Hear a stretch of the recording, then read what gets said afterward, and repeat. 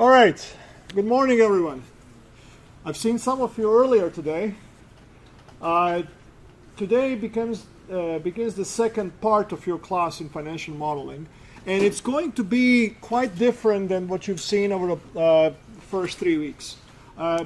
First, because the material will be different, and second, because while Bill was teaching his class for many, many years, this is the very first time I'm teaching this class, and it's also the very first time this class has been taught, period. This functionality of Excel has never been taught at this university before, and in some sense, what you're about to experience today would be an equivalent of somebody contacting you if you were alive in 1970s, and if you were contacted 3 months after Michael Bloomberg made his first terminal for bond traders and said, "Hey, do you want to see if this is worth it, and see if you can learn how to use it, see if it's useful for your career." Imagine where you would be if you were among those early adopters there. So I'm really excited to be presenting this material to you. I'm very grateful for Bill for inviting me to co-teach this class with him. And we have some handouts here for you. Just pick one of each. We have 3 case studies we'll go through today, and then 2 government reports that we'll consult as for one of the case studies. I am recording this lecture. I'm recording my screen and this Larry King thing here. It's for audio, so that I can't wear a mic because I need the screen as well, so it has to be integrated. So I'll do a little introduction first on philosophy and why are we doing this, and then we'll dig right in. So in private sector, for companies that are dealing with markets, with commodities, they need to understand what's going on with the world around them. Land O'Lakes needs to track what's going to happen or what is happening with prices of butter, milk production in Minnesota, what's happening in New Zealand, Australia, around the world. Cargill needs to track the fish meal prices and corn prices, etc. Other processors may need natural gas prices. And surprisingly, up to very, very recently, a lot of that work has been done, you believe it or not, manually. So when these companies say that they, like up until a few years ago, when they would say that they are hiring an analyst, more often than not, that meant that there was somebody out there punching in numbers every time a new report comes in, literally taking a report from the government, printing it out, or putting it on screen number 1 and on screen number 2. They would have some Excel sheet, and then they would say 226, and they would type it in, and that's called analysis. It's not analysis; it's punching in numbers. And so I had a lunch with a newly hired analyst from Wells Fargo in November 2014, and she told me, "Marin, I got this new job. I like it really much, but I spent half of my month grabbing data for 70 different commodities. They're a big bank, as you can imagine. They track prices from random lumber, coffee, cocoa, milk production, corn in California, etc." And she said, "Well, you work with Brian Gould, that was my former advisor at University of Wisconsin. You work with him, and you guys have this Understanding Dairy Markets website where you collect a lot of data. Do you think you can help me automate my processes?" And I said, "Sure, of course we can." I didn't know if we could, but of course you say you can, and then you see how you can deliver upon it. So for the next 3 months, we tasked one programmer in Wisconsin to work on it, and then our first product was an automated sheet that would be emailed to her whenever a new report comes out, one Excel sheet with all 70 prices she's tracking. And she thought it was better than sliced bread. I'm from Europe. I could never understand that metaphor because we have better bread than Americans. But you see what I'm getting at, right? So she thought it was a fantastic tool that would help her to actually express her ability to do analysis of the markets rather than just collect data. Fast forward 3 years, we now have companies from around the world who are using our system. It's now University of Minnesota system. Our partner at University of Wisconsin has retired just a few weeks ago. Just in since Monday morning, for example, just to give you a sense of this week, I had one webinar with Switzerland, Nestle's evaluating this, one webinar with New Zealand, one company in New Zealand recommended us to another company in New Zealand, a talk with one banker in Michigan, and right after this class I'm talking with another banker from New York. So it's a variety of clients that need our data. And one question that I always get from them is like, do you have any good students? We would love to hire people that know how to work with your data. So I thought, well, we can produce them. So that's why you're here. I guarantee if you master this material, not only will you find a good job on the market, but I may never let you go. I may hire you myself. So so it's a good class to attend. So I want to introduce the class by giving you a few examples of which you will be able to build by March 7th is our last day, right? By March 7th. What you will be able to build by March 7th. This was a worksheet produced by my student, former student, master student, who was at that time with Land O'Lakes. So this is what he developed for his work at Land O'Lakes. He needed to follow a variety of prices. So he needed to follow milk powder prices from Chicago, Netherlands, and also New Zealand, cheddar prices, whey prices, butter prices. He needed to see this table, his data in a tabular format, so that this is last updated in May. So this needed to be self-updating every week when the new data comes in. These are some recent data. We'll work with this data today. And he also needed a big sheet where all of this data are bunched together, so you can see all the reports for milk powders are here, all the reports for cheese are here. This data comes from about 25 different reports, 25 different locations online, and one would need to go to collect this data to put it in. So he was very delighted when he was able to get that all in one place through our servers. We will connect to those servers today and start pulling the data and manipulating them in our first case study in just a few moments. Once he graduated, even before he graduated, he got a new job in California. He's making more than me. He's making 6 digits. He's very satisfied. It's sunny there, and it's better there. So he did really well. And another person that I was on his committee. He was at University of Idaho. Came to Minnesota. First got a job at Informa Economics as an analyst because he knew our data. And then just a year later, he was recruited by a company in Texas. He described to them what he can do with data, and they hired him as an artificial intelligence analyst. He's like, but I don't know anything about artificial intelligence. And they're like, you're trainable. If you can learn that, you're trainable. You'll be fine. Those are 2 examples. Some recent examples from our customers. Our customers are not just private companies. We also are first and foremost researchers. So we develop new insights that we publish in peer-reviewed journals. But in order to do that, you need to have money to fund graduate students. So you need to produce something that others will want to pay you for. So this is a tool that we built for USDA chief economist. It forecasts policy costs for, you can see, or maybe I should reduce this a little bit. Let's see, this will be better. Yeah, so this forecasts the policy outlays over the next 10 years. And in order to do that, so they just passed the Farm Bill. They have a brand new program for dairy producers. It's much more generous than the previous program. And the question is, well, how much will that cost? And how would you evaluate the cost of that? So we, on our server, have a data feed that we will also work in one of the case studies here, that for every month between January 2019 and I think at this point May 2020 produces 500 different draws, so simulated draws of what the price may turn out to be, and we have those prices correlated with feed prices. So through our server, they can pull that in, evaluate the policy cost, evaluate expected policy outlays for this year. And that's going to be something that we may look into here in further detail. But the nice thing is that they don't have to wait 6 months until I fly to DC again to give them an updated estimate. They just press a button, literally. We built them a button. There is a button. This is not a metaphor. They press a button.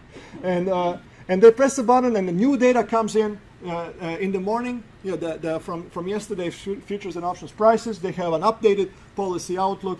Everything is automated. So government also may be one of the jobs that you could take with the tools that you will learn here. What do private companies also use this for? Well, so this is a let me just open it a second. So I'll have to stop recording while I will resume recording here. Just make sure that we're recording. Yes. Okay, so today we will study how to pull in the data. I prepared a special feed just for this class that does not require subscription, does not require even username or password, and I tested it on a computer just a few days ago, so I sincerely hope it will work. Otherwise, this would be a beautiful introduction for a lemon. Okay, so we'll go to Excel. Now, my screen may just look just a tiny bit different than yours. Because Excel is now releasing updates very frequently, and this is a subscription to Excel, but it will be looking very, very similar to this one. Okay, so Excel has a tab, Data. You want to go to Data, and by the way, we are now working off case study 1 here. So in Data, find... These computers don't work, or oh, you're gonna go. Okay. I was like, migration. All right, I'll wait for you to sit down.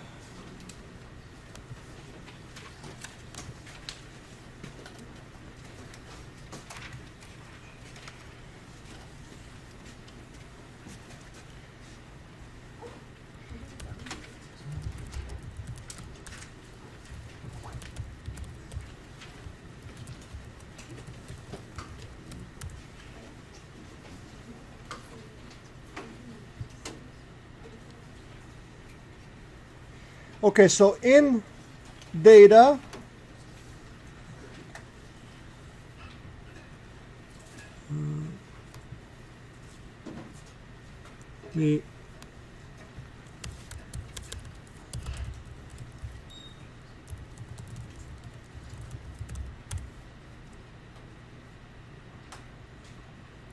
okay, so in Data we'll go to Get Data, and then From Other Sources. And then all data feeds. I won't press on it yet, but everybody find the Get Data. It may look a little different than what I'm showing here. And, it says from other sources. Actually, go to New Query.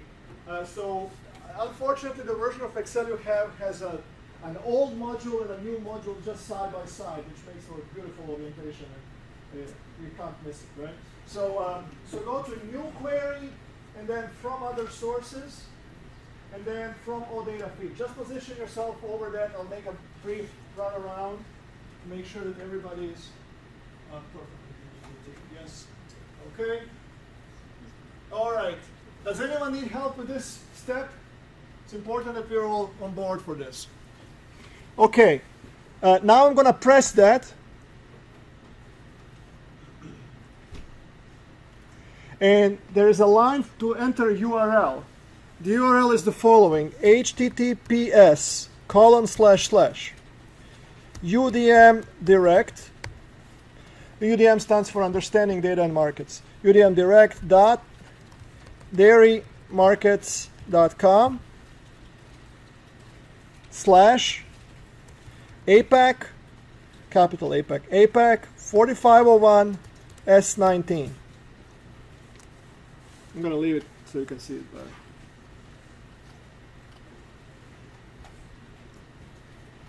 Okay, let me click OK. So you should see this screen now. And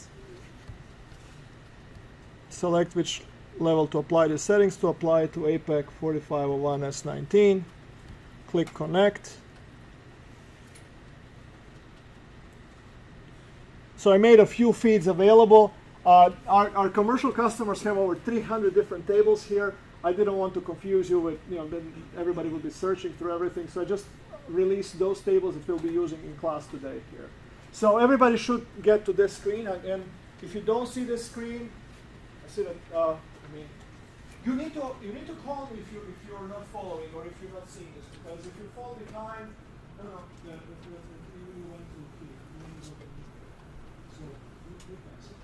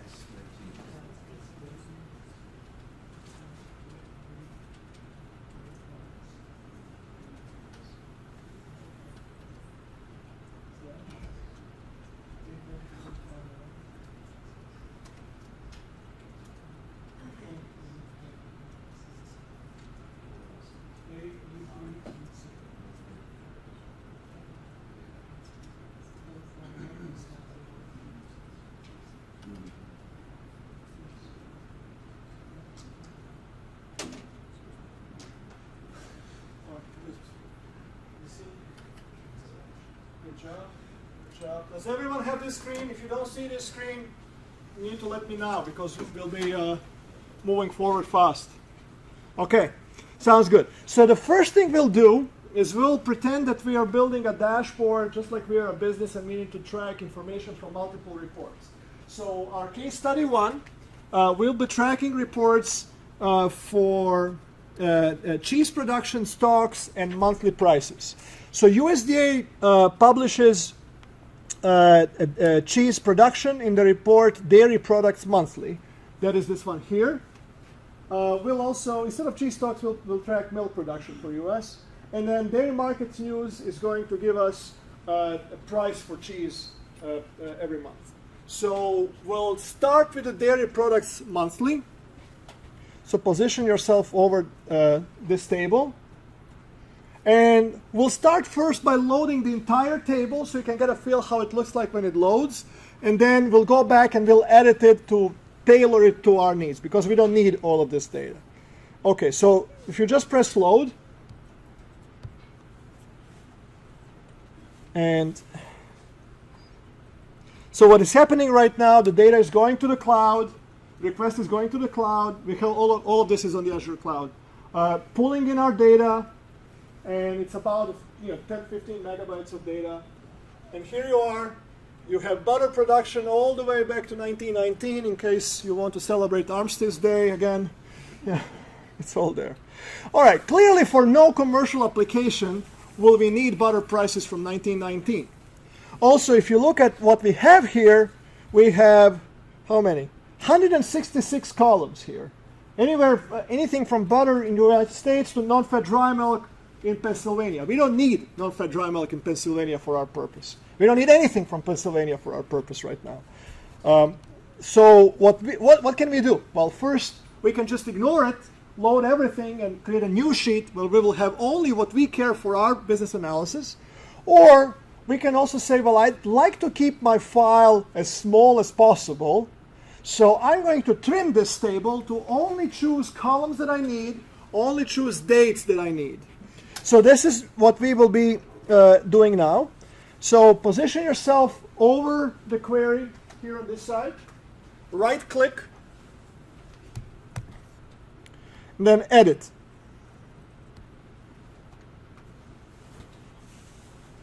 And now you're in a query editor. Query editor has several functional spaces, if you will. So there's this space here where you can see the preview of the data itself.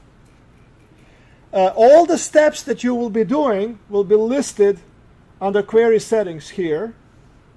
And all the various options that we can draw upon, and we'll learn a lot of them today and Thursday, will be in the menu, which is home. Home has some basic commands that affect the entire table. Transform has commands for modifying the existing columns or rows, and then we'll later add some new columns, calculated columns. But one step, at a time. Okay, so the first thing we want to do is we don't care about most of these columns. We only care, for example, about cheese, American style cheese production for the United States. So we'll go to choose columns here. We'll press it. This is going to give us a menu of all the columns that exist. Unfortunately, Microsoft, in their infinite wisdom, didn't make this window stretchable. So sometimes you'll just have to scroll back and forth to see what's going on here. So first, we will unselect all columns. And then we select report period. We always need to select some a column that tells us the date dimension. And then we will choose only what we need from here. And I think I said cheese American types production is what we'll be following. So we'll click on cheese American type. And that's it. We'll click OK. Wait a little bit. And voila. Now instead of 166 columns, we only have 2 columns. And now the next step is to trim the dates. So we'll go to report period. Click on this little downward shaped triangle here. And then date and time filters. And then after. Is everyone with me? Okay, so some of you have arrived later. I am recording all of this. It will be on Canvas. If you lost me, in the interest of majority, I do have to move forward, and then we can connect later to make sure you're on board. Okay, so we are now on the filter rows. I'm going to choose is after or equal to.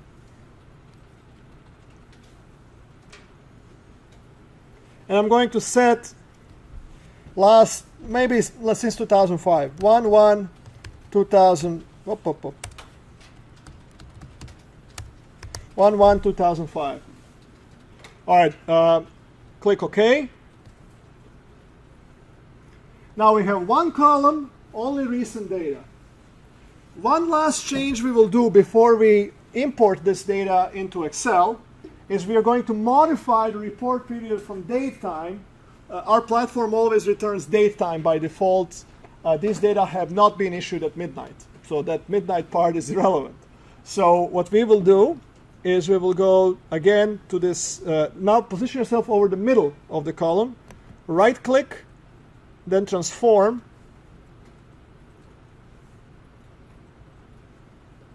Right click. Transform, and then date only. And now we have dates. So we have the column that we want. Maybe we needed 5 different columns. We could select this to be 5 different columns. In fact, it works just fine up until about 15 columns. Then it starts giving you problems. Then you're just better off importing everything. So so we have one column that we want. We have the dates that we want. And then to load this into Excel, we just need to press close and load.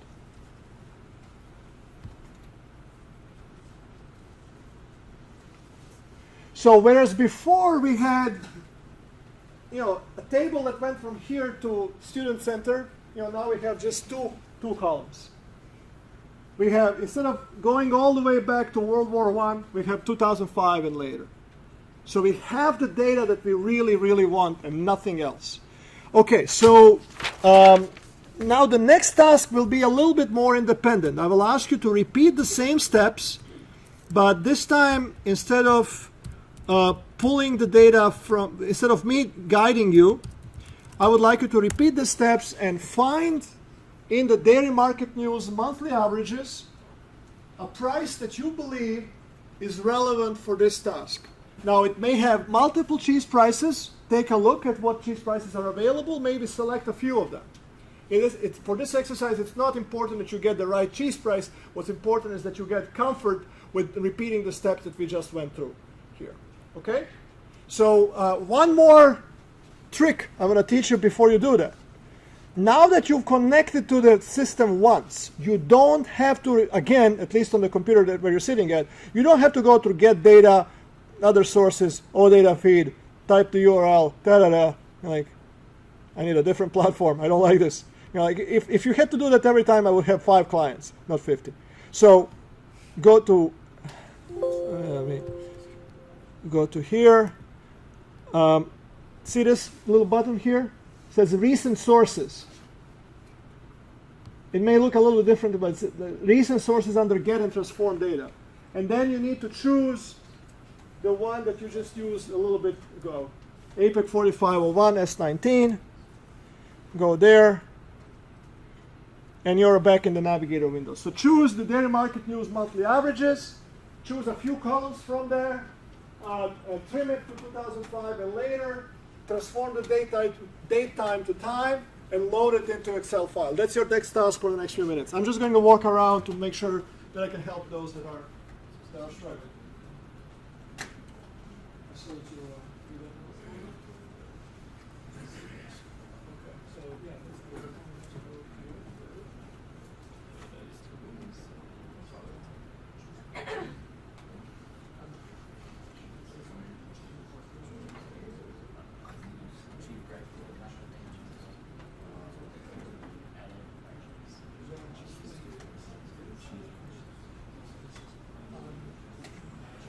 Yes. Yeah. So just go to edit and choose a few cheese. Hi. And I went to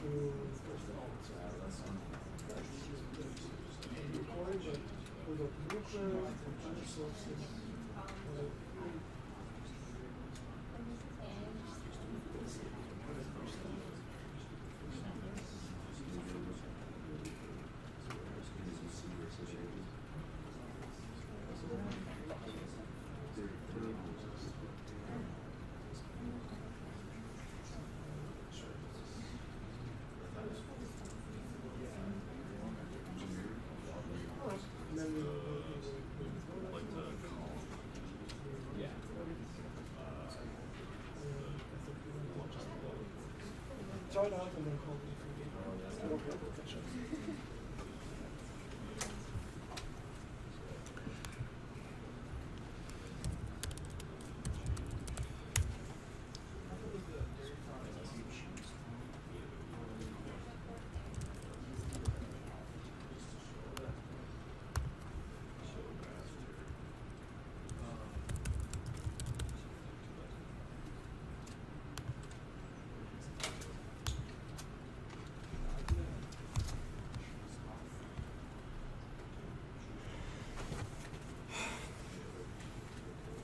After you've done some prices, also pull from cold storage, pull the American cheese monthly stocks as well.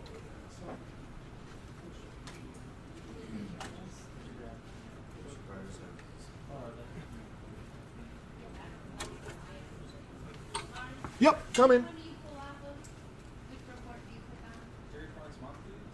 So we will get the prices from Dairy Market News monthly averages.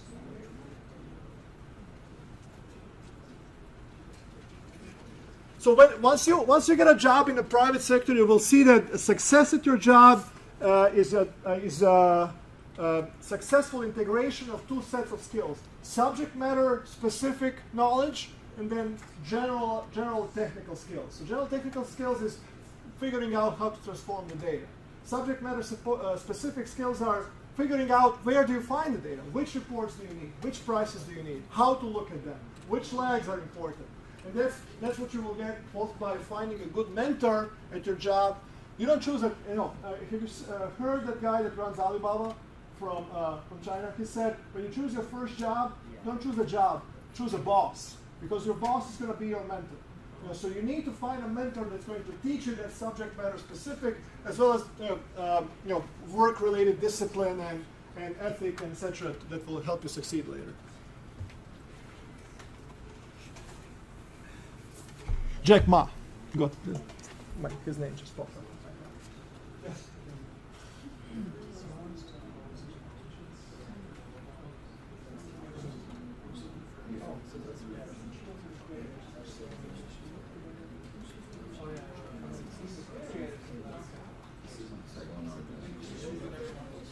Cold storage.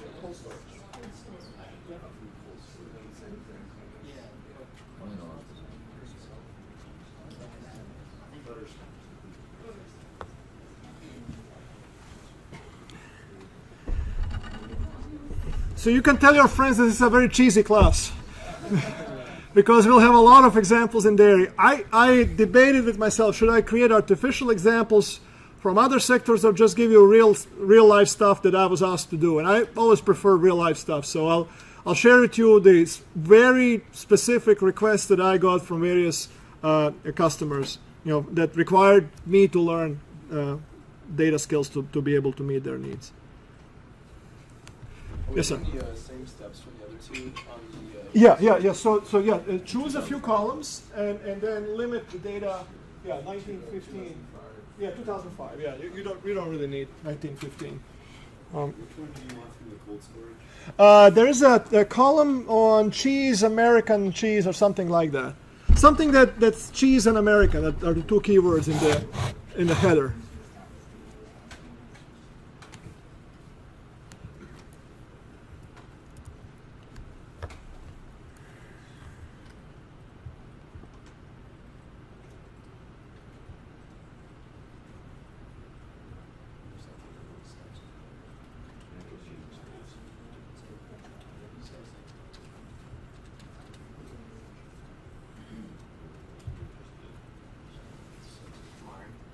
Coming in a moment.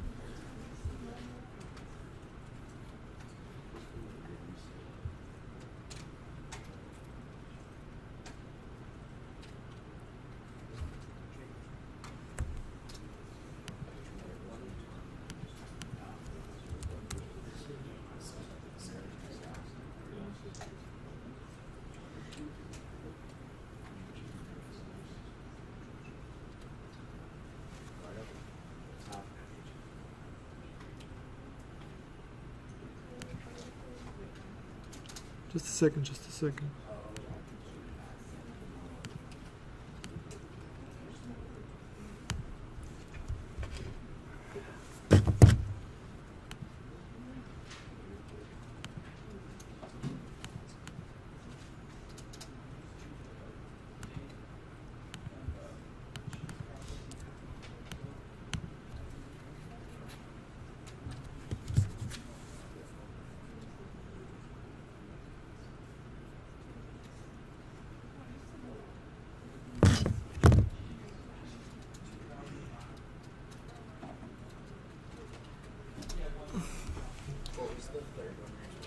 Cold storage. So we'll go. So typically, when you analyze the market, you'll need the full balance sheet. You'll need production.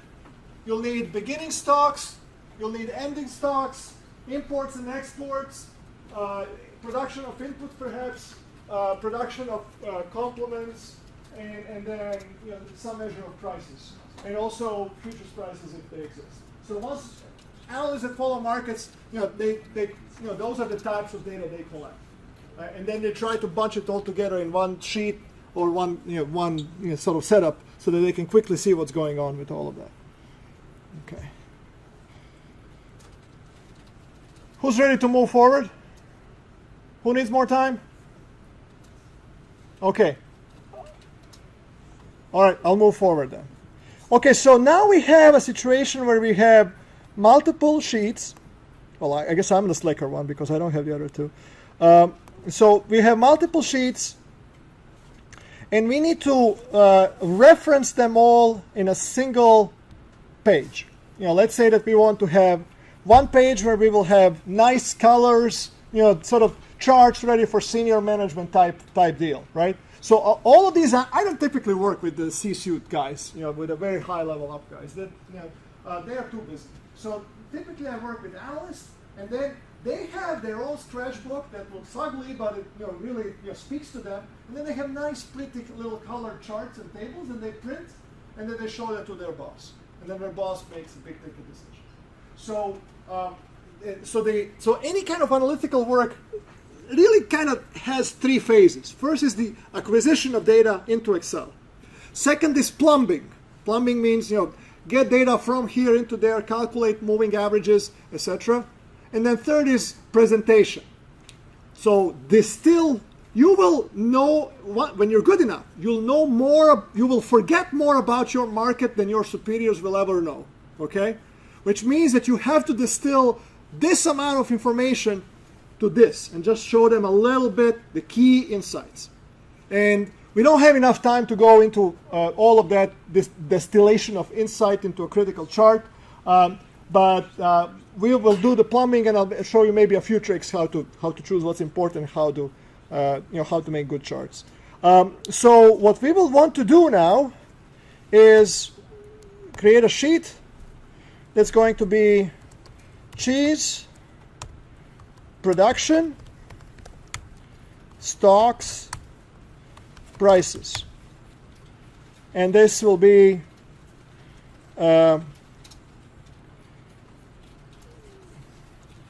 last 3 years, let's say, for example.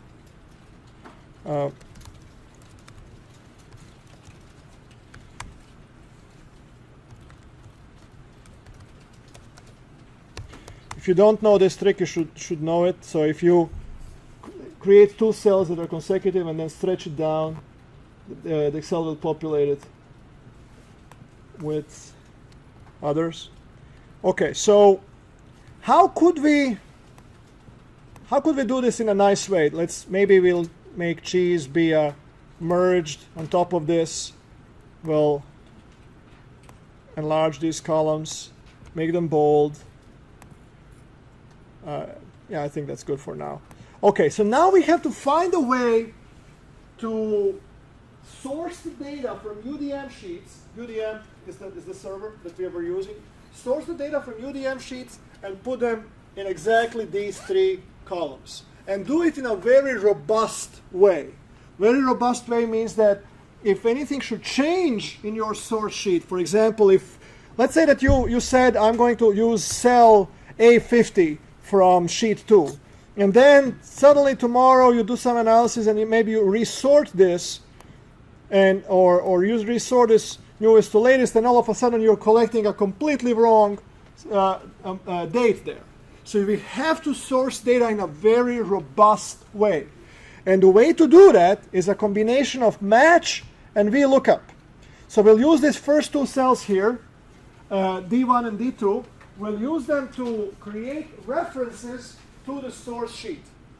And we'll do that in two steps. Who has ever worked with VLOOKUP, by the way? Raise your hand if you were. Okay, so about half the class.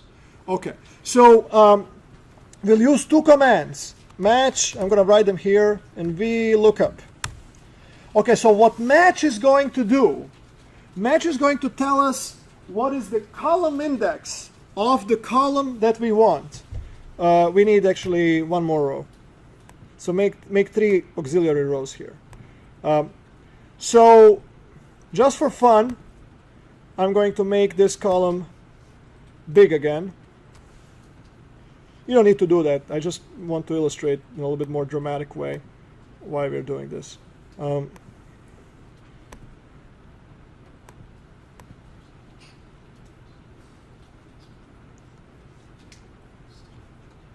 Okay, so now I imported everything,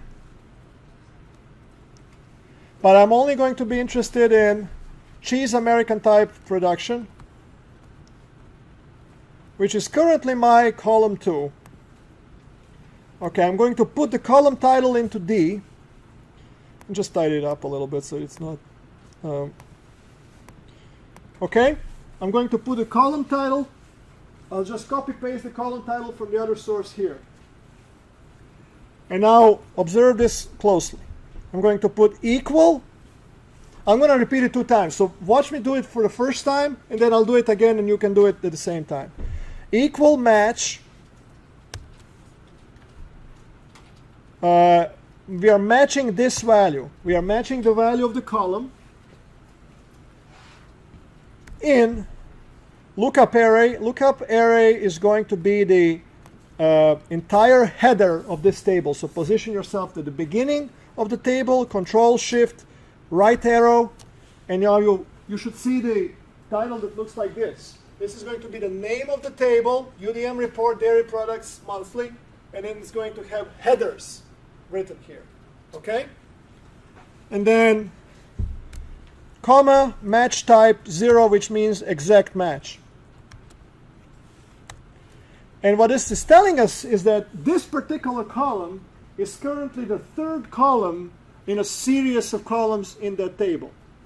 Okay?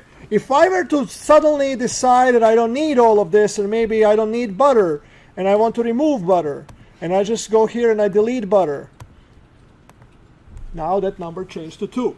So this is a robust way to identify the column in that source table. Okay? Let's do the VLOOKUP, and then we'll do it again together. So VLOOKUP is not going to be there. VLOOKUP is going to be here. So VLOOKUP is one of those bread and butter commands in Excel. You just gotta know it. You have to know it. There's about a dozen Excel commands that everybody should know. And VLOOKUP is one of them.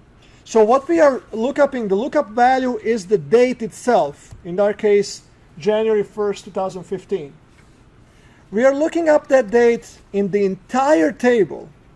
So sheet 1, I'm going to position myself at the beginning of the table, Shift, Control, arrow down to select all rows, arrow right to select the entire table. So the string that will pop up here is the name of the table, and then in the square brackets, hashtag all. It's currently trending. Okay. All right? And then I'm going to do column index is the next I need to populate. Column index is this 2. That's why we did it before. So column index is provided to us by the match. And false for exact match. And that's it. So this is our cheese production in January of 2015. American style cheese production. Okay, so in order to be able to populate the entire column, I need to do a few more things. I need to make this D2 a semi-absolute reference. I need to put a $sign in front of 2, otherwise it will not work. Otherwise it will be always scaling down with you. And so now I have 402, 222, and I am done. And I can populate the entire necessary table very quickly. Okay. So I'm going to leave this on, do the match first. When you're done, I'm going to position the cursor over VLOOKUP, and you can see the syntax for VLOOKUP. If you have a question for me, why don't you struggle for a minute or two, and then I'll come see you.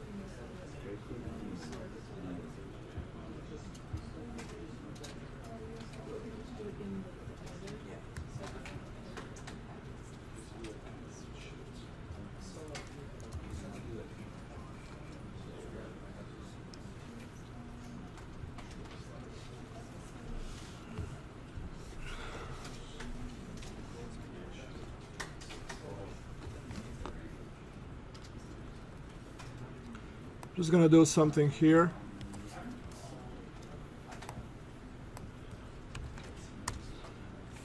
Okay, I made the VLOOKUP command available here as a string just so you can see how it looks like. And I'm going to do the same with match.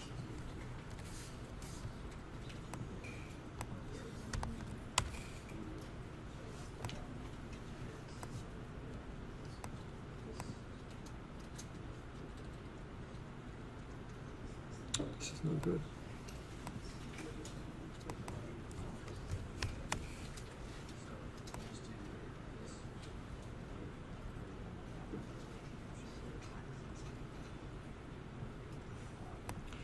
All right, hopefully it's big enough for you to see.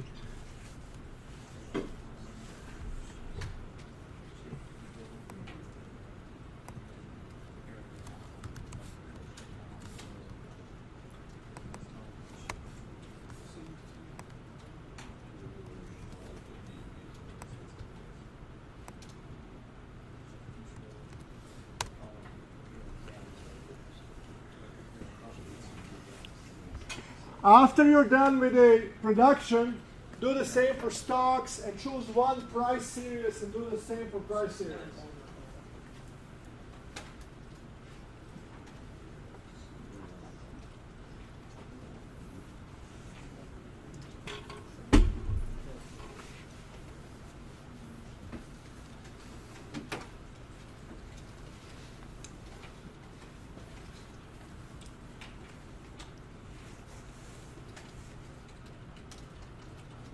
Test 1, 2.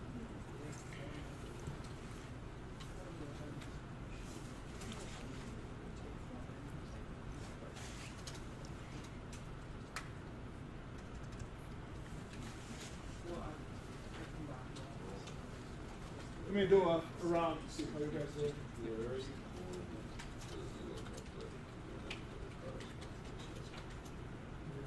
So you position yourself suppose one of the columns and shift control. Yeah, so you basically have to select the entire table. Okay.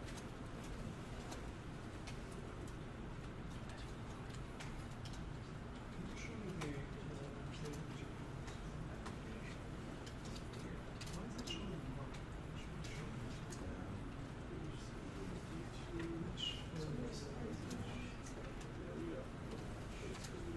Oh, you know what? Because you chose this here.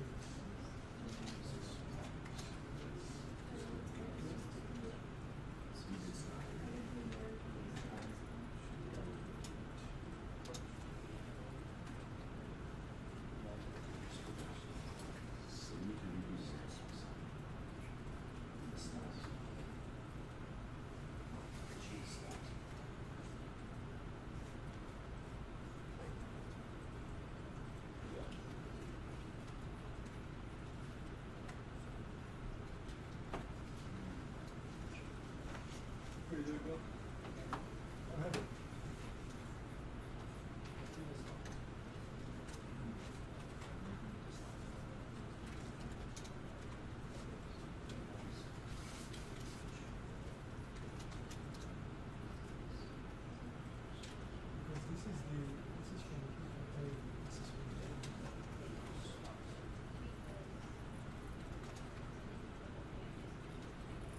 How are you guys doing?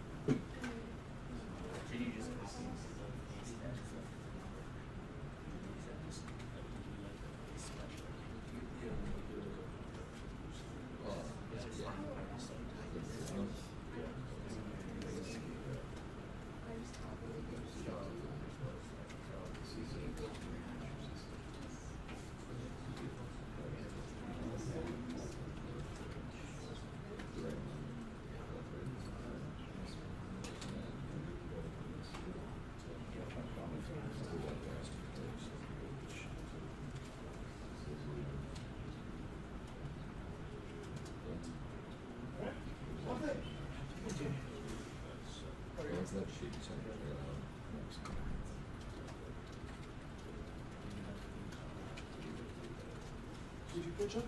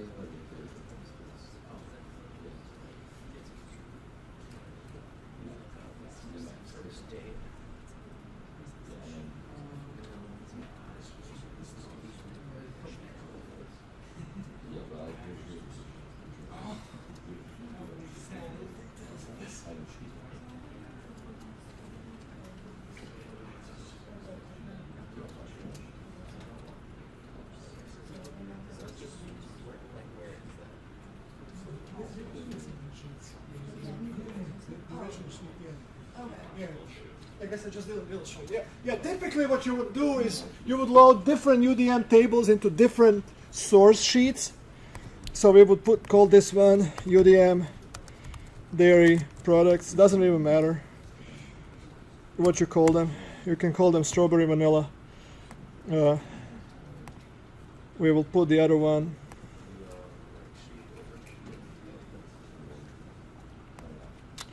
Cold storage.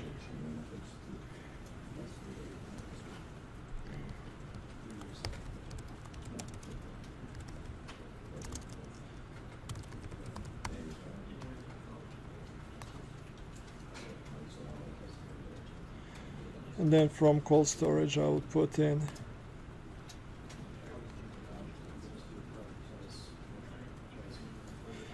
so from cold storage, if you didn't choose another one, you can choose natural cheese American stocks.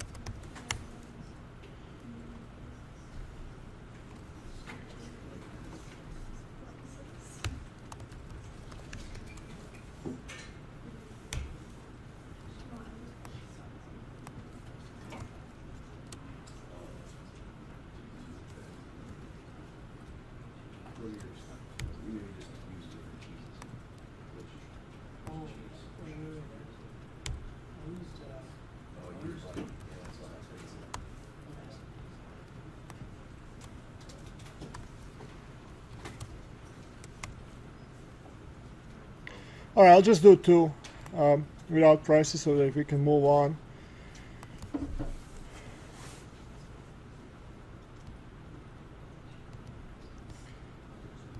So everybody should have at least two. Oh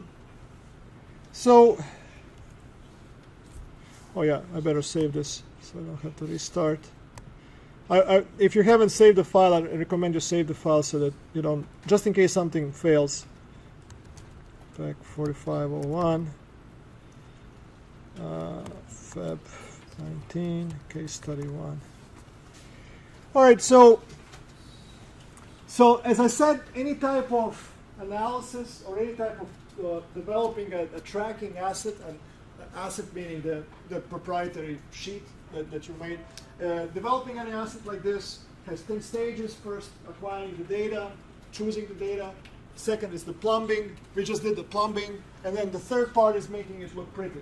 So I'll show you a few initial tricks for making it look pretty. It will take us just a second, and it will immediately start looking more professional. So first, you may not necessarily need to ever again see these source sheets. They are just somewhere there in the background. You just need them to be able to refresh them, but you don't need to. They are creating a clutter here.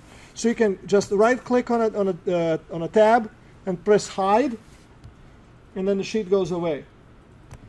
Right-click, hide, and it goes away. Now we only see. We could call this dashboard. Okay, so the first step in beautifying your file will start by removing what's unnecessary to see. Think of an Apple logo. They could have made it very ornamental with a lot of flowers behind and a little QWERTY keyboard and stuff. They simplified it to what's an essential idea. They humanized it. They created an emotional appeal there. You should approach your spreadsheet with same love and affection. It's not just work. You have to dance with it. Okay, so then the next thing you want to do in the dashboard, maybe you want to hide some of these plumbing for headers. So you can. I'm going to add just a row above. It will make it easier to unhide later. So you can just select these three rows that have some supporting stuff that you don't really need to use in your analysis.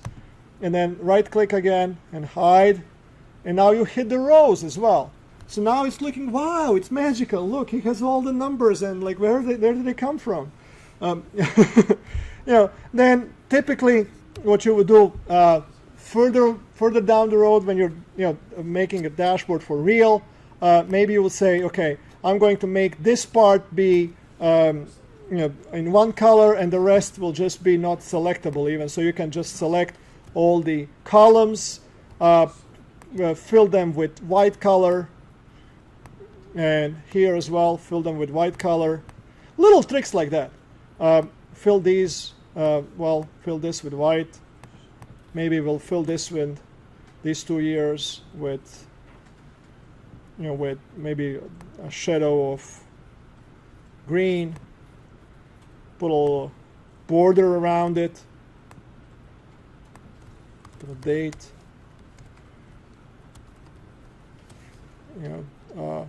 Merge and center.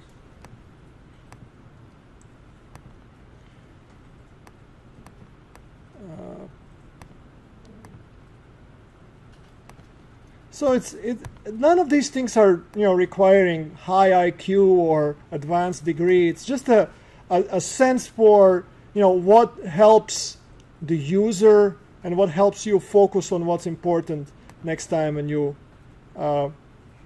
see the sheet. Here it is. Let me.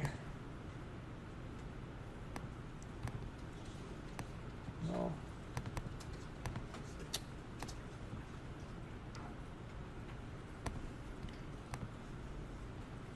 Number decimal points here.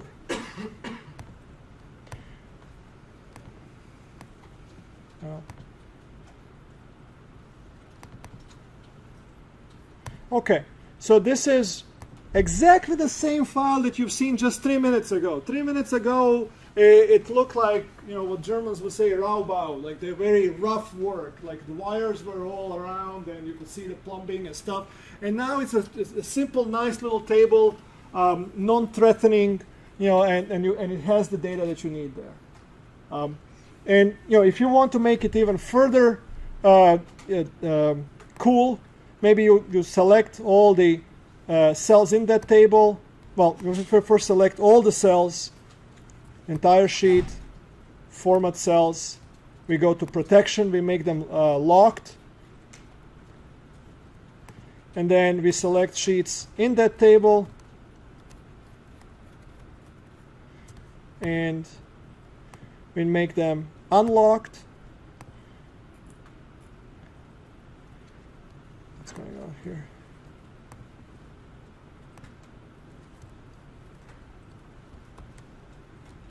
Just a second. giving me grief over something. Okay, so I made these unlocked. I'll just color white the rest of the table.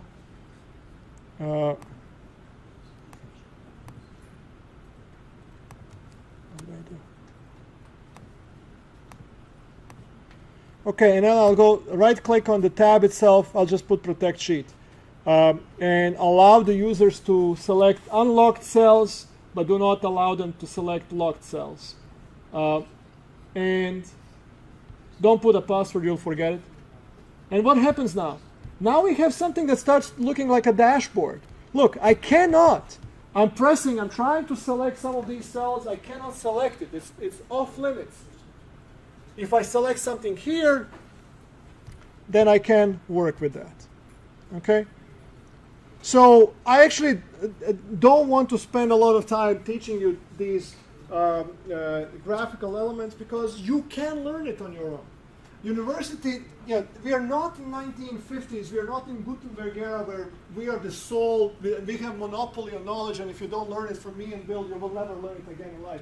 You can go for $19.99 on Udemy and get all of this content. Our job is to teach you first principles, to teach you how to think about these issues, and then we will give you the foundation that upon which you will build every day. You will learn new things if you apply it. And there's one golden rule with all the skills you acquire at university and later. Use it or lose it. If you don't use this in your daily work somewhere, you will forget about it. So I will leave this illustrated, and you can watch the video, but we will not spend another 30 minutes now going to how to make the cells white. That's a not a good use of your time. I just first want to make sure that everybody is comfortable with the match and VLOOKUP. One last call before we proceed. Anybody needs help with that? We need to be on board with that. That's a bread and butter before we go forward. I guess I cannot escape dairy metaphors. Okay, we all good? Okay, now we'll do a much more difficult task. And you will need case study number 2 for this one, and a little bit of me talking. So, there's always a danger in the market that people will try to exercise market power to make farmers poor and make processors rich. Very simplified. So, federal government has instituted a number of regulations to make sure that does not happen. And some of them deal with price transparency. So certain players in dairy, in hogs, in beef, they have to report. They have to report some of their sales on a daily or weekly basis.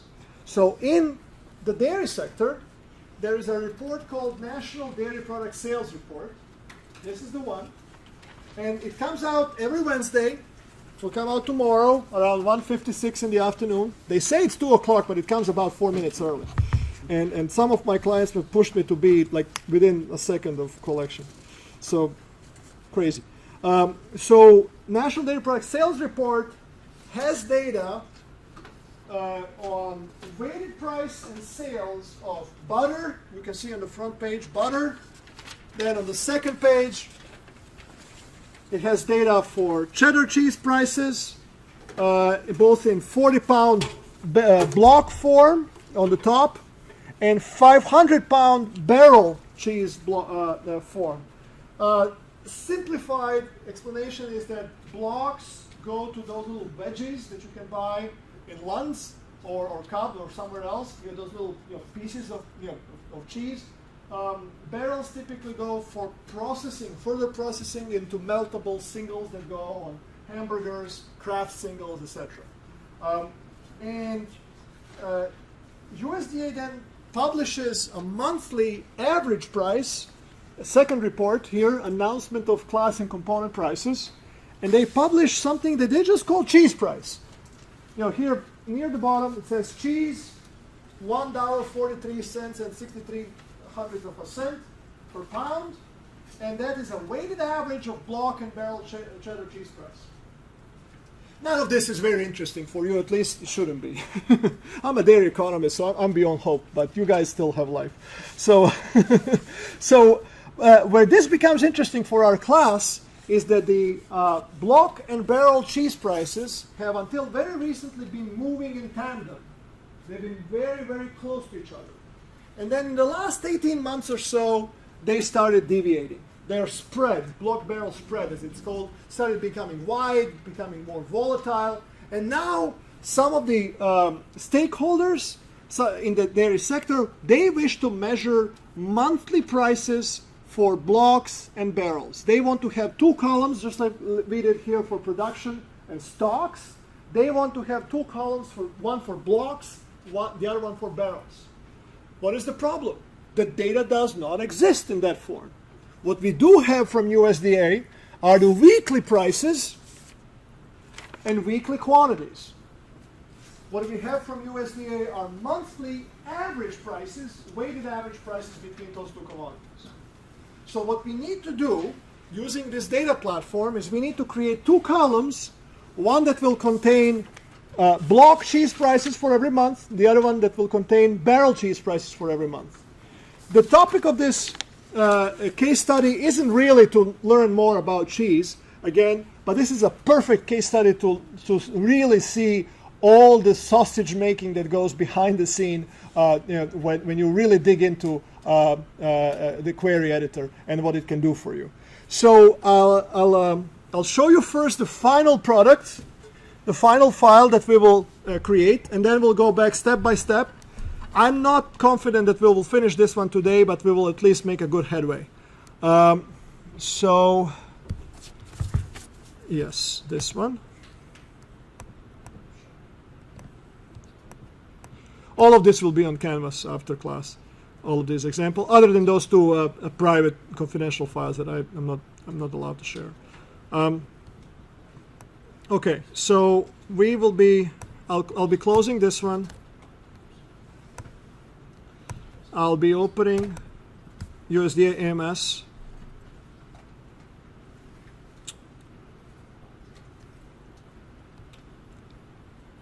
All right, so average is using panels.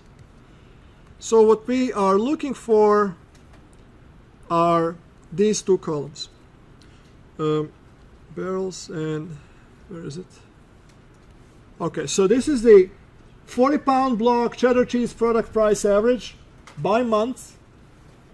November 2018 was the latest when I did this for the first time. And then the barrel cheese product price average. Those two columns are the only columns that we want. The data does not come in that format. So let's go to queries and editors and see what's going on here and what we need to work with. Bear with me for a while, and then we'll dig in together in a slower, deliberate way.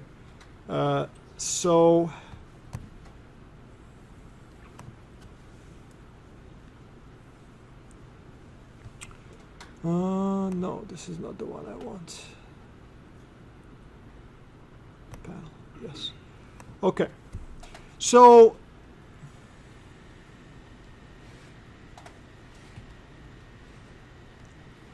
first, notice how many steps there are that we'll have to do. Lots of fun. And this is what we start with. And the first thing I want you to notice is that this table does not have many columns. It has, in fact, only, 3, 6, 8 columns?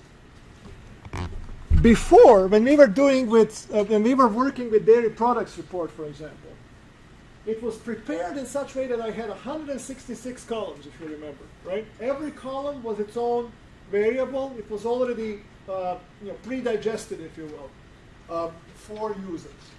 Now this requires a little bit more muscle. This requires a little bit more familiarity with how the data works. These are what's called panel tables. Panel tables are great if you are familiar with pivot tables in Excel. If you want to use this with some statistical software, for example, if you want to use this with Tableau or Power BI, which we unfortunately won't have time to go into, but I'll give you some good references, and I would really ask you to do that in your free time whenever you get to it, not as part of this course, but just for your own benefit.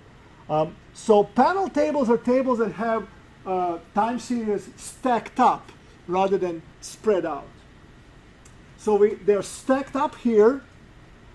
This is the area. Area is always United States in this case, so it's not very interesting.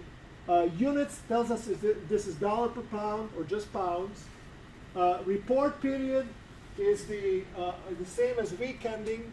This report is published every week, and it will say, for example, December 5th, 2018. They published it on Wednesday. That would have been the publication date.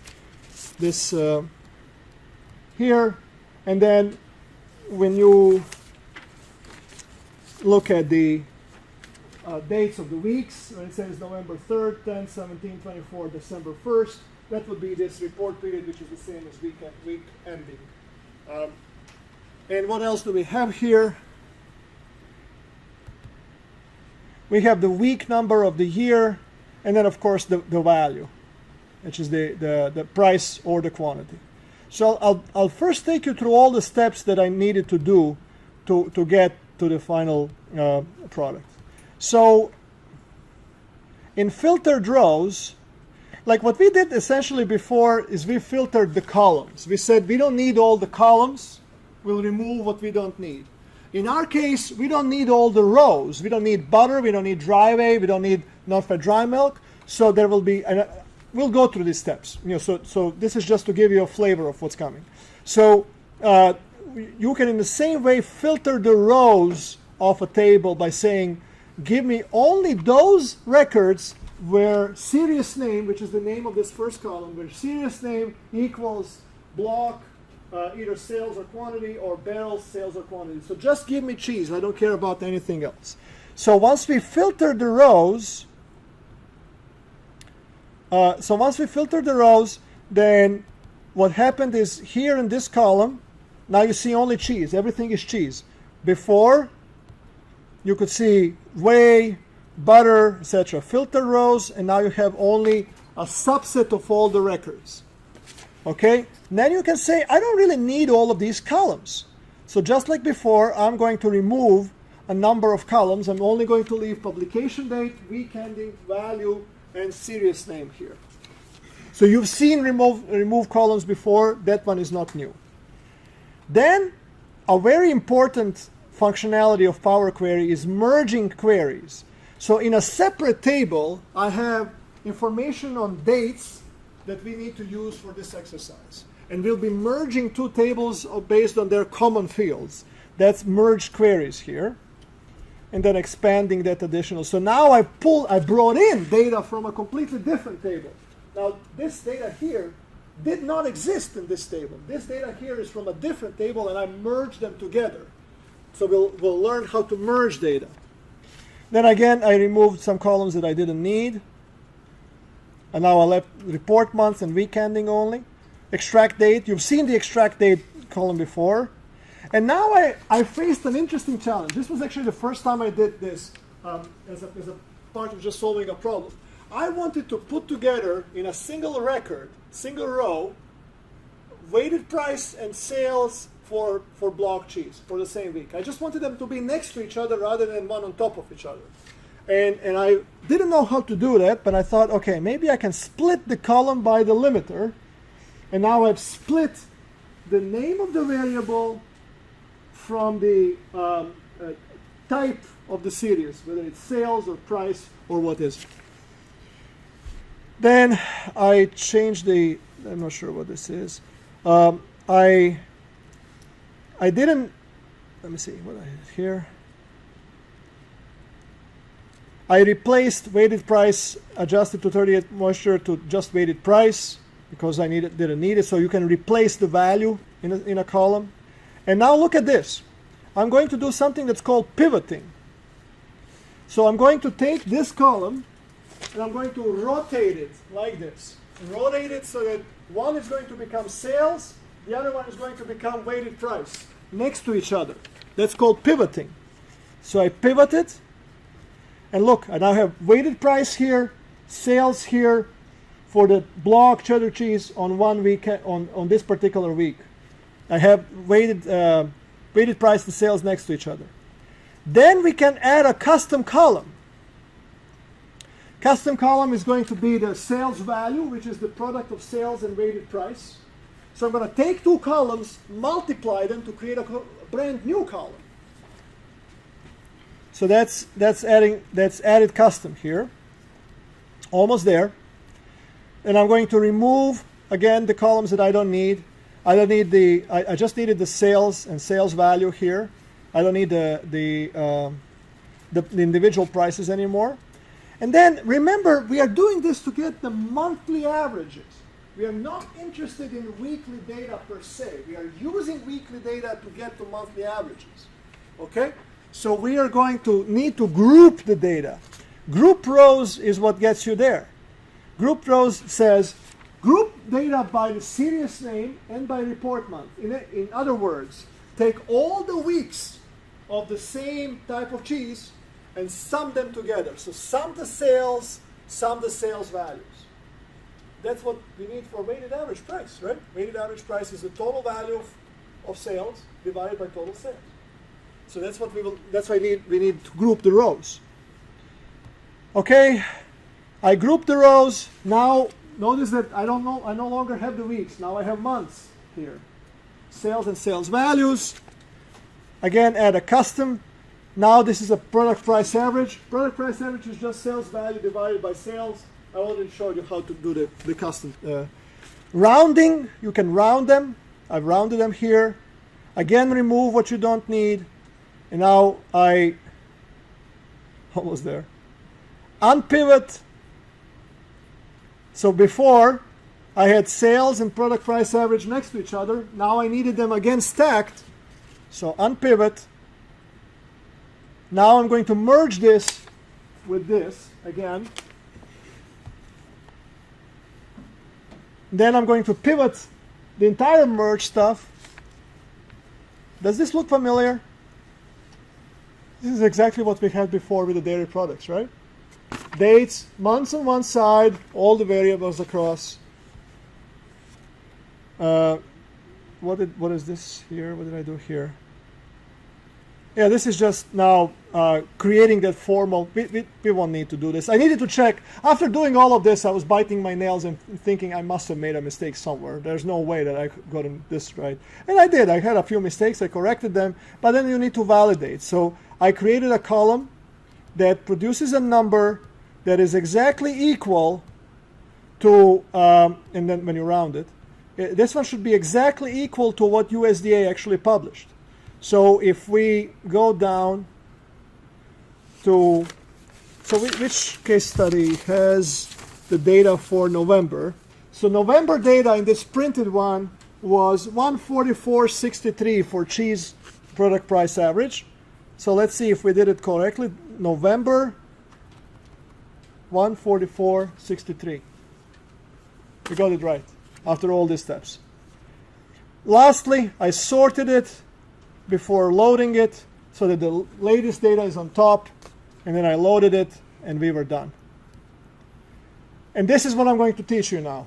We're going to go step by step, replicate exactly what we did here. About 80% of what you need to know from Query Editor will be covered in this particular case study. About 80%. We still need to do a little bit on Thursday on incorporating user parameters, but this is going to go very quickly now. After you master this one, you'll be in a very good track with most of the skills that I've seen people need across a variety of tasks. So again, this is not about cheese. It's about one case study that does what we need to learn. Okay, I'm going to now take you step by step, which requires me to use the second laptop. So bear with me.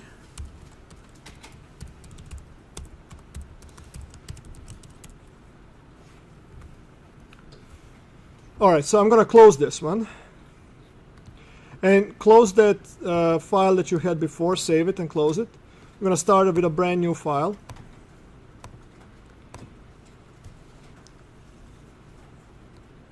And we'll go to recent sources, APEC4501S19, connect, and the table that you're looking for is the UDM report, National Dairy Product Sales Report Weekly Panel. With all of our tables, what's in the middle is the formal name of the report as published by USDA or others. What the first suffix is the frequency of the data available in that table. And then if it says panel, that means that it's all stacked up. Otherwise, it's spread out. So this is the table that we want. We'll go to edit.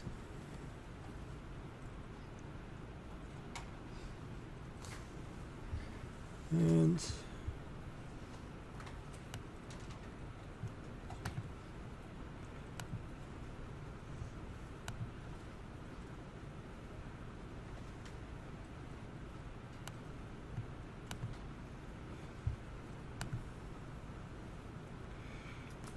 okay, so the first thing we will do is we will remove the cheese, we will remove dry whey, butter, and non-fat dry milk prices by clicking on the downward facing triangle next to serious name, unselecting all, and then selecting block cheese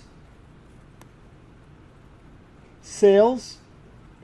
Don't use any of the columns that says use for final class price. That's something that we don't need here. So 40-pound block cheese sales, 40-pound block cheese weighted price, 500-pound barrel cheese sales, and when you choose the price for barrels, it should be the price corrected to 38% moisture. So weighted moisture, where is it? Okay, so this one. 500-pound barrel cheese, weighted price adjusted to 38% moisture. Okay, so all in all, you should have 4 series selected. For block cheese, sales and price. For barrel cheese, sales and price adjusted to 38% moisture. When you have done that, click OK. And you should see something that looks very similar to this. Block cheese, price and sales, barrel cheese, weighted price adjusted, and sales. And that's all you should have.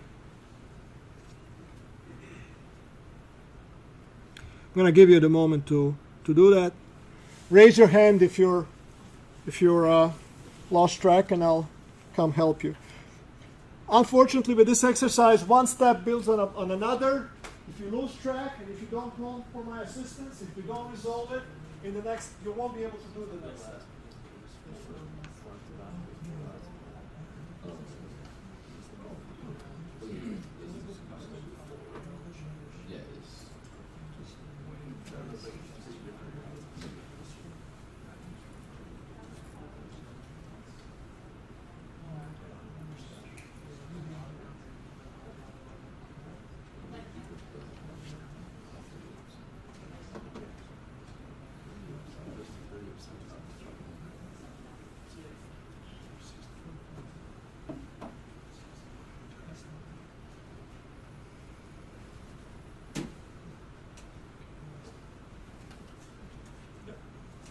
Anybody else?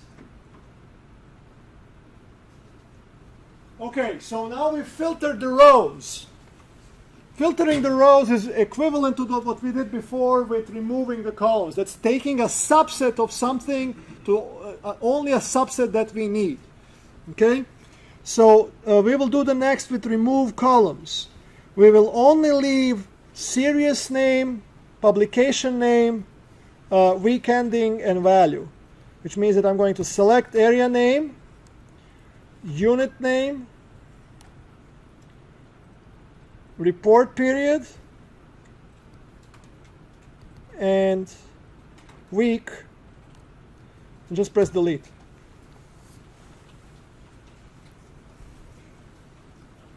You don't have to do it, like all 4 columns at the same time. If you do one at a time, it will still compile it to a same step.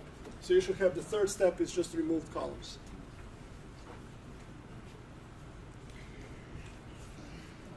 Okay? All right, so we'll leave this as it is for now. We'll just close and load because we need to bring in to our Excel file a different table that tells us which week corresponds to which month. So right now we have week ending, these are all Saturdays.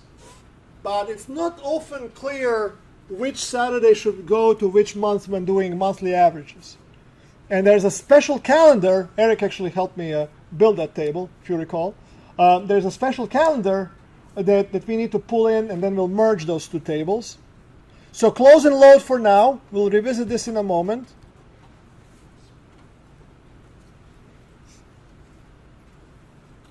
Okay, closed and loaded. Let's go now to data, and we'll bring in from your feed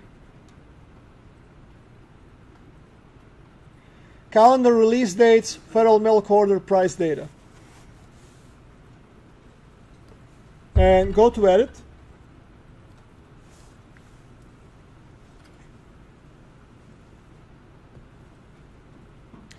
And under report name, just select only announcement of class and component prices.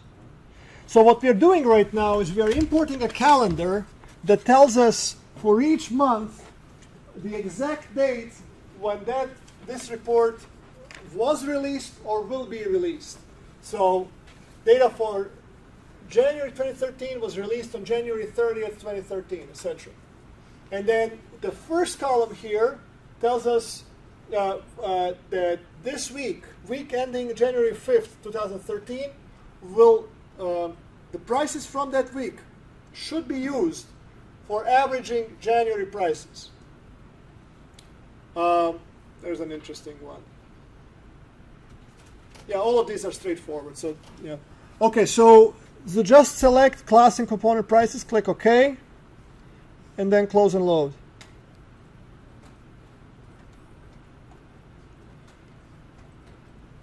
Now we'll go back to the National Dairy Product Sales Report, right-click, edit. Now we are back where we left it off. We'll go to Merge Queries. Here, Merge Queries. So this is under Home tab, Merge Queries. We'll go to Merge Queries.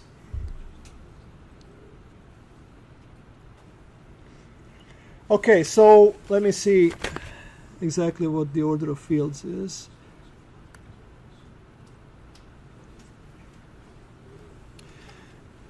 Okay, so this is the tab to which this is the table to which we are merging. This is the table which we are merging with. So we are merging the weekly sales prices with the calendar. And if you click on week ending first, and then keep the control button clicked, and then click on publication date. So what this is saying is that the first column on which we will be merging is week ending. The second column is publication date. Okay?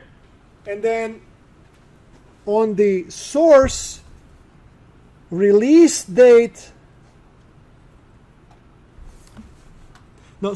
time period of AMS prices is going to be the first one.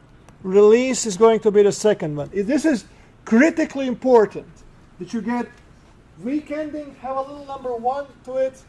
Time period of AMS prices has a little 1 on it. Publication has 2. Release date has 2. Okay? If you get these numbers mixed up, the merge will produce nothing. Give me a second.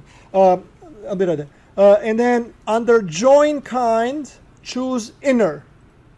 Inner will merge these tables only when both of them have this, a row that corresponds to each other. And then click OK. I'll be with you in a sec. So what we got now is this additional column that just says table in it here. I'm going to go back just so you can see this and take a moment, make sure that everybody has this set up, inner, and then click OK. I'll just make a quick round to make sure everybody's on board. Yes. So what did I say? So,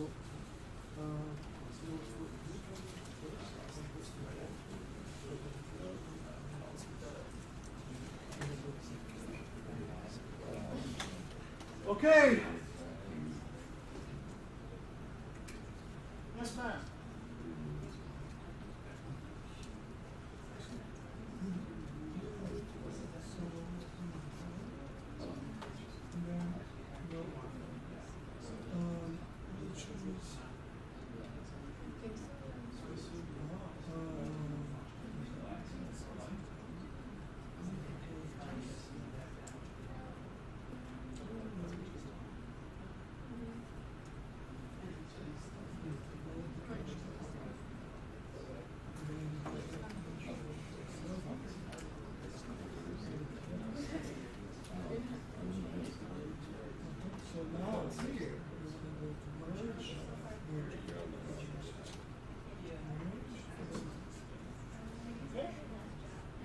Anybody else?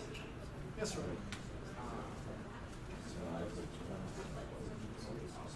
Whoa. What was I doing?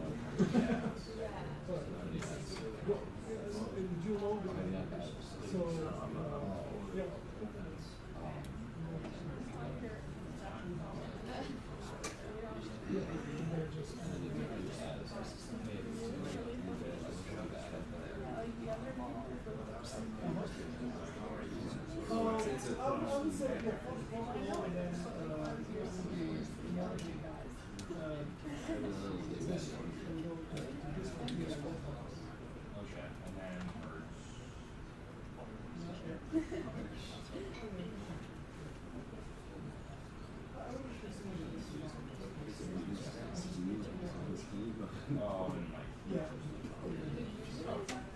Okay, are we ready to move on?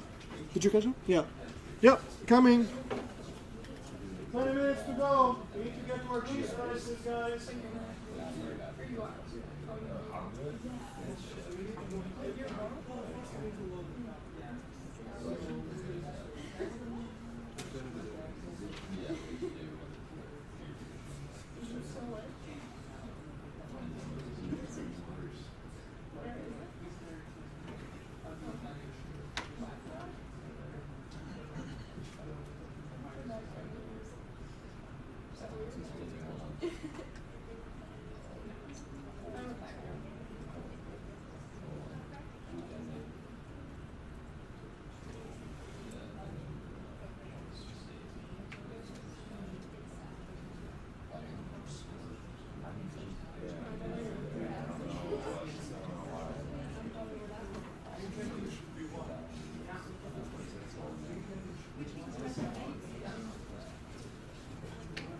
Okay. So what we did now is we only left those records that were actually used in publication of monthly prices. Sometimes USDA goes in and they make revisions. We now eliminated all of those revisions. We only kept the records that we will actually need. Now we need to expand this table. If you click on this button here, what do we need? We don't need report name. We don't need, let me check.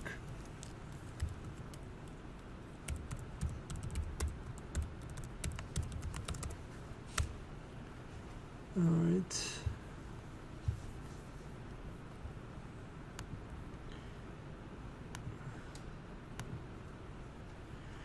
Actually, the only thing we need is the report month. And we want to deselect this use original column name as prefix. So we just need to know for each week of data, which month will it be averaged to. Report month, click OK. And the only thing that was added is a single column that says report month at the end here. Yes? We good? Okay. All right, so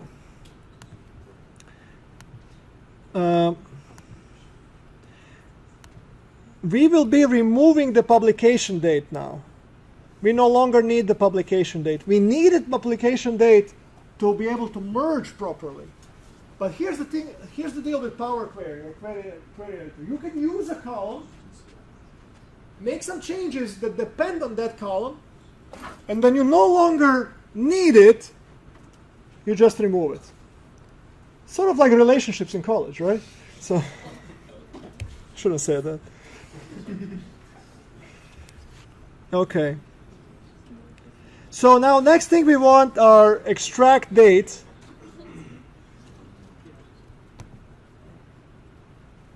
So we will be extracting date on week ending as well as report month.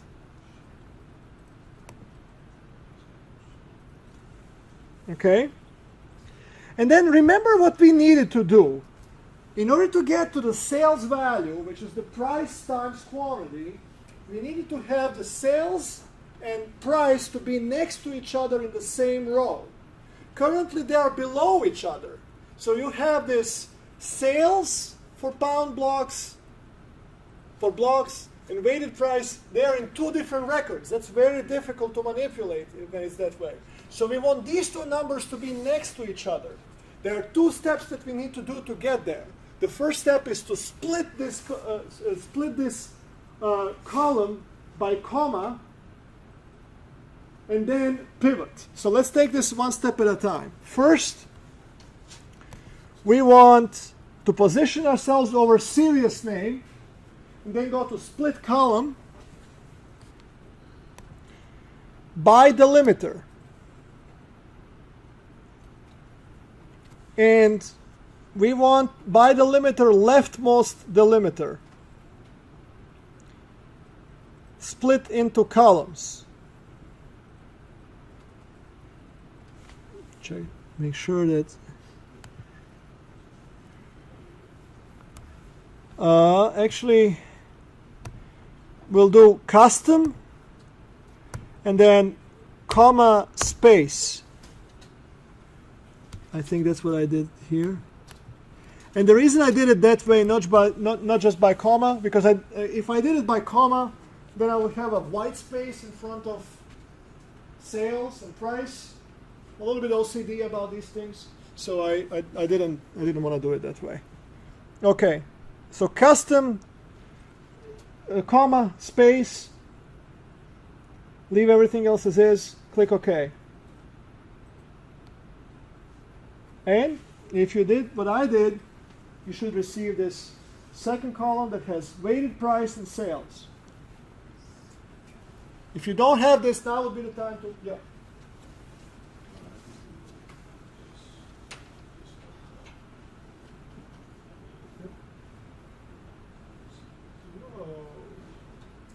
Okay, I think that merge queries is.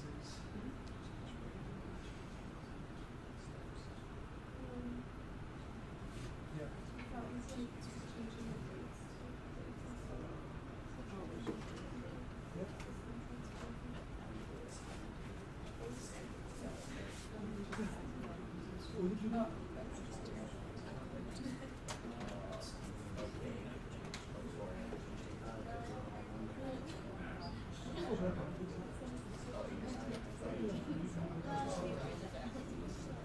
None of this is irreversible error. It's going to blow up the world. Yes. Just a second. Oh, okay. I think you might have gotten the older of those numbers. Let's see. Yeah. I think weekending needs to be. Weekending needs to be mentioned this way. And these two needs to be mentioned this way. So one of these two. Okay, anybody else needs help before we proceed? Okay, so we are almost there. We are almost ready to start pivoting. The only problem is this pesky little string adjusted to 38% moisture. So what they're doing is they are taking barrel prices and they're adjusting so that all barrels have the standardized water content, standardized moisture content. But I don't like to have one column for weighted price for blocks and a completely different column for weighted price for barrels. That would be a mess. So what we'll do is we'll just remove this part wherever we see it. Okay? And to do that, we'll go to replace. So I'll position myself over one of these, Control C to copy it, and then replace values. Okay, replace this value with just simply weighted price. Option. No, I don't think we need any of this. Click OK. Clean. Weighted price is now does not have that appendix here anymore. Do I need to do this again? Did you capture it? You're good? Did you do it again? I'll do it. Okay. So by the way, if you screw something up, you have two options. First, rip your hair out. Second, press this X button here. I recommend the X button. Okay? So if you don't like something you did, you just click on X and it goes away. And then we'll do it again. We'll go to replace values. I'll just position myself over the cell I'm trying to replace. Replace values. Then copy weighted price here. Click OK. You're done. All right?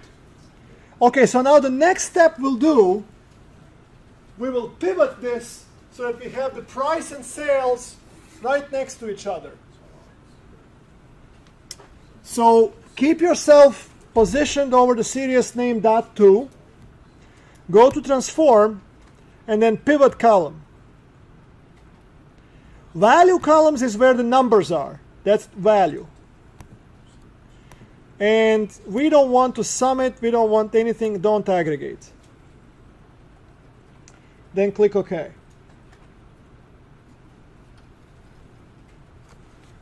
So what happened now?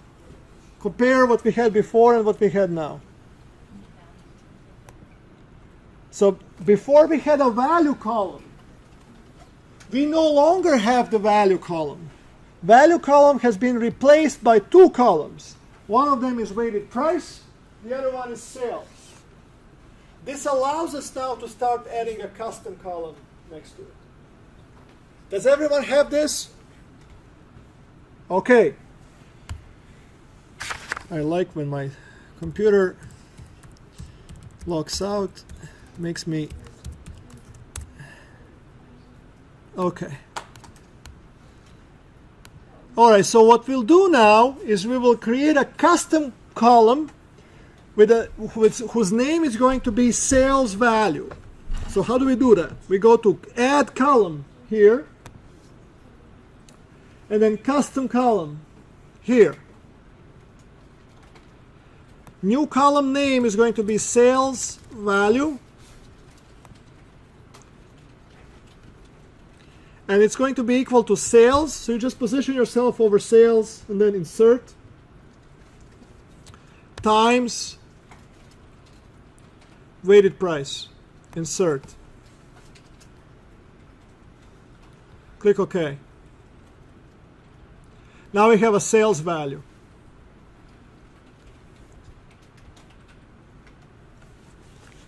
All good? Okay.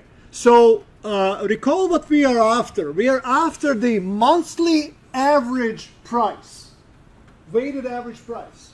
We have the total value of sales every week. If we sum that up, we are going to get the total value for the month, total value of all sales for the month. If we sum up sales over the month, we'll get the total value of sales over the month. Then when we divide sales value with sales, we'll get the monthly weighted average price. That's what we are getting. And we are going to take about 2 or 3 steps to get there. First, notice that even though we are after prices, at the end of the day, literally at the end of the day, 10 minutes, we'll have prices. But we don't care for weekly prices anymore, so we will remove weekly prices.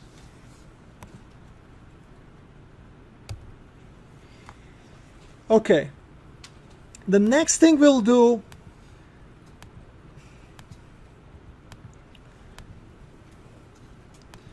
is group rows. How does that work? I think that's in home screen, home, and then group by. And then group rows is going to be, we will first group it by series, because we don't want to mix blocks and barrels for this exercise. They will be separate. Advanced will allow us to do grouping by multiple columns. And the second column is going to be report month. What are we going to do? We are going to make a sum. Sum of what? Sum of sales. And we're going to just call that sales again.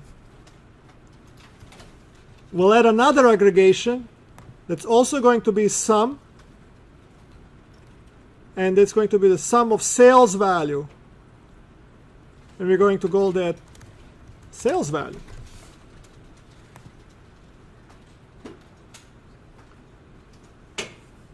Okay, can I press OK? Does everyone have the same?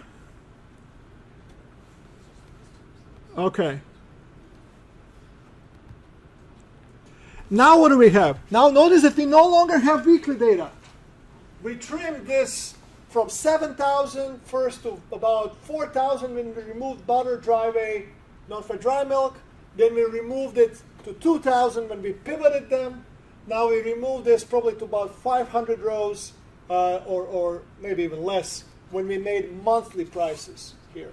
So now we have monthly prices for blocks, and also probably below that are prices for barrels. Yeah, somewhere below are prices for barrels. Okay, so now we need to do another custom column that is going to be equal to the sales value divided by sales. So since we did this step just moments ago, let me tease you with a challenge. Create a new column here that you will call product price average, and that should be equal to the sales value divided by sales.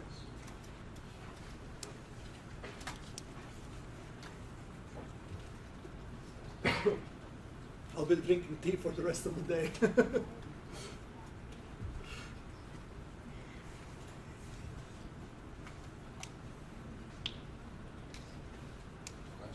Yeah.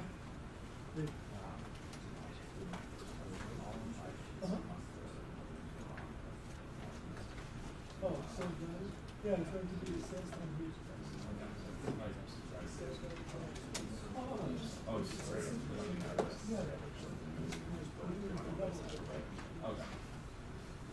Okay, so we want to create product price average as a custom column. We'll go to add column, custom column. We'll call it product price average. It's going to be equal to the product of, it's going to be the division of sales value and sales. Okay? And now we have a new column, product price average. We want to have this be very, very similar to what USDA is publishing. USDA is publishing data on 4 decimal points, so we want to do the same. In the let me see, in the transform column, under rounding, go to round, and then 4 decimal points. Then click OK. And now our product price average has only 4 decimal points.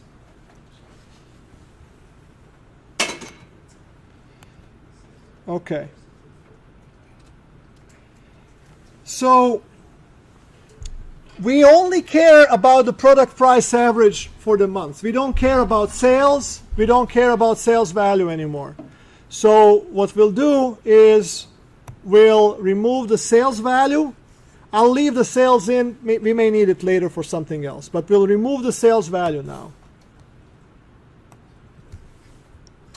And now we learn how to unpivot. Remember, pivoting means taking something that's stacked and then spreading it out. Unpivoting means taking something that is spread out and then stacking it up again. So I will select these two columns, sales and product price average, and we will go to unpivot columns here. So that's in transform any column, and then you will find unpivot. Okay? And just press that button. And now we have a new column created. So before we had two columns, there was no value column. Now we have new column created called attribute, and a new column created with a value, okay, with a number. The next step, of course, is to merge these two columns. We are almost there. We'll be just in time for you to leave class at 1:40.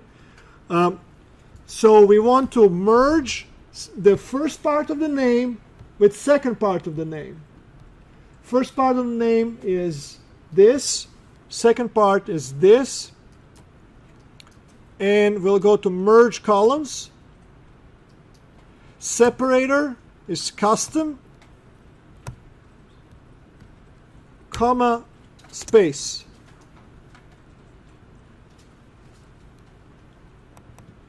And we can just call that merged. Click OK. Please use space after comma. It's not that it's wrong, it's just not pretty. So please use space after comma. Okay? All right, we're almost there. We need to do one more pivot, and we're done. So take the merged column. Now we'll pivot it again. Well, values are in value column. We don't want to aggregate. We click OK. And this is what I've been promising you all along. Congratulations, guys. You just created monthly average block and barrel prices that your clients cannot find anywhere else online. They rely on you to provide. Yes. Just a second, Robbie. Let me see what. Yeah, we don't need this. So the last step was to take the merged column. Oh, you still, yeah, that's merged column, and then pivot it so that you spread it out. As you pivot it, use these options.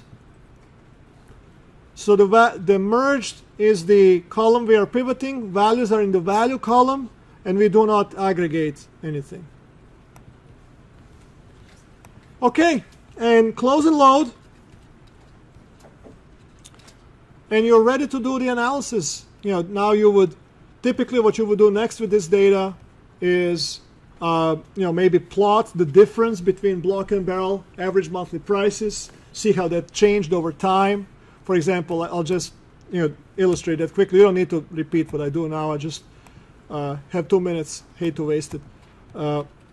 So if I had these two prices, I would go to insert. And what you see here is that they were very, very, very closely following each other. Nobody paid attention. It was a boring gold market. And then this little wedge between them here is a difference between your fellow dairyman in Minnesota staying in business or leaving the business. In the last 12 months, we lost 10% of Minnesota dairy farms. Why? Because of this here.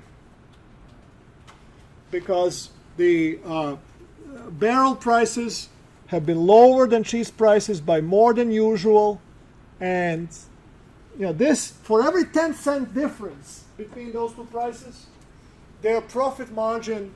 No, so when you have the spread go from 5 cents to 15 cents, their profit margin goes from $2 to $1. When it goes 10 cents more up, they're breaking even. 10 cents more up, they're out of business. So this is a pretty big deal. Pretty big deal that this is happening. I'm simplifying the numbers, of course, but all of this data is publicly available. All of this data is freely available online. But what good is freely available data that comes in a form like this when you need to have an analysis that uses the number that are not directly published and are not accessible in a way that it takes you here? We had a lecture today. 2 hours ago, you didn't even know that there is such thing as a query editor. And it's 1:40, you're probably hungry, and you can do all kinds of complicated analysis now already in just 2 hours. It's magic. We'll continue the magic on Thursday. Thank you so much for coming today. Yes, sir.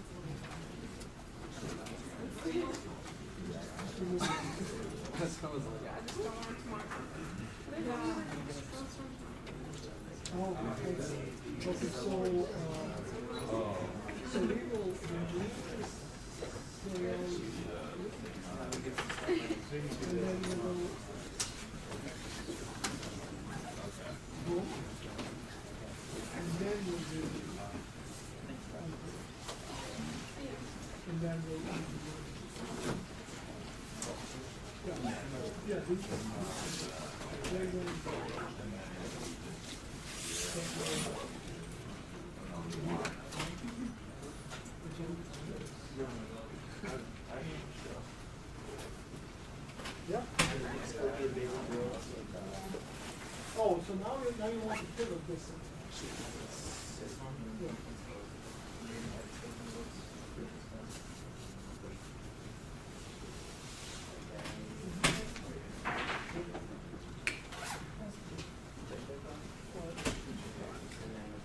No, good. Just opening Here, what do you want to do? I'll see you.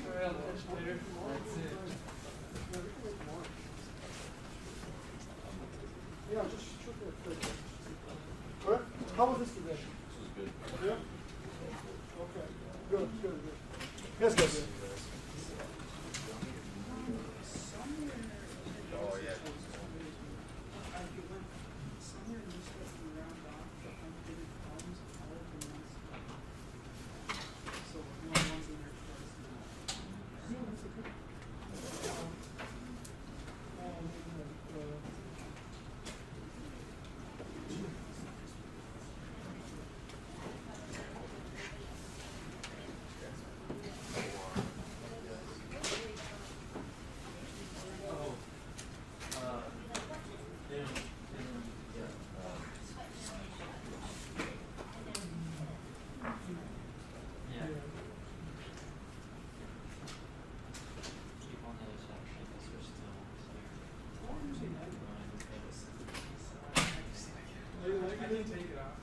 I just want to make sure you're aware of it. Okay, so this is okay because this is okay. Let's see. This is okay now. You didn't have sales in there, so I took it out.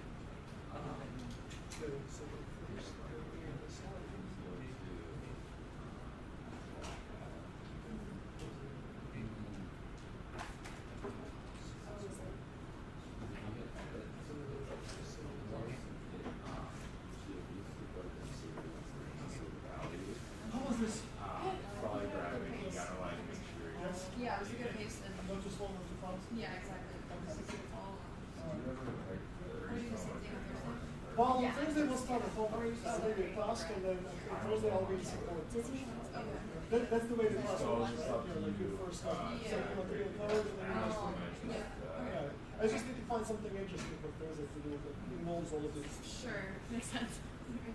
Why do that?